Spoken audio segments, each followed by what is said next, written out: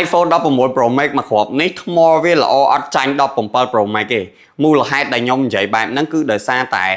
iPhone 16 Pro Max មកគ្រាប់នេះគឺថ្មវាគឺ100ហើយចំពោះ cycle count គឺតិចខ្លាំងមែនតើបងប្អូនអ្នកគ្នាមើល cycle count សាកថ្មបាន143ដងហើយ battery health គឺនៅ100ពេញសម្រាប់បងដែលគាត់ចង់បានម៉ាស៊ីនដែលថ្មសុខភាពល្អ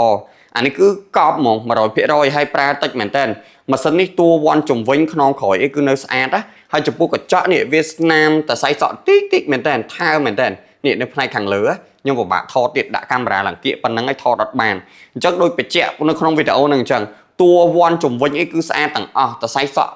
កញ្ចក់បន្តិចនៅខាងមុខហ្នឹងតែប៉ុណ្្នឹងទេសម្រាប់បងដែលគាត់ចង់បានម៉ាស៊ីនដែលថ្មល្អ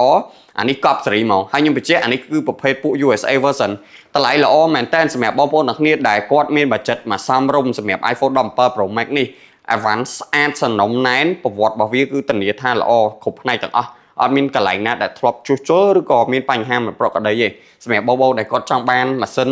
ដែលជឿទុកចិត្តបានអានេះគឺធានាថាយកទៅប្រើគឺដឹងតែថ្មកាន់ហ្មងហើយម៉ាស៊ីនវាគឺដំណើរការល្អមែនតើបងប្អូនអ្នកគ្នាអត់ចាញ់17 Pro Max ទេថ្មសាកថ្មគឺតិចមែនតើសម្រាប់បងប្អូនអ្នកគ្នាដែលចង់តេស្តផ្ទាល់អាចមកតេស្តផ្ទាល់បានទីតាំងរបស់ពួកយើងគឺនៅតួគប់បងប្អូនអ្នកគ្នាដោយបញ្ជាក់នៅក្នុងវីដេអូហ្នឹងអញ្ចឹងគឺអីវ៉ាន់គឺស្អាតហើយសម្រាប់បងប្អូនអ្នកគ្នាដែលនៅតាមខេត្តក៏អាចកម្មង់បានដែរពួកយើងអាចផ្សាយបាន25ខេត្តក្រុងពួកយើងផ្សាយតាម JNT សម្រាប់ព័ត៌មានបន្ថែមបងប្អូនអ្នកគ្នាអាចសាកសួរបន្ថែមបានអរគុណច្រើន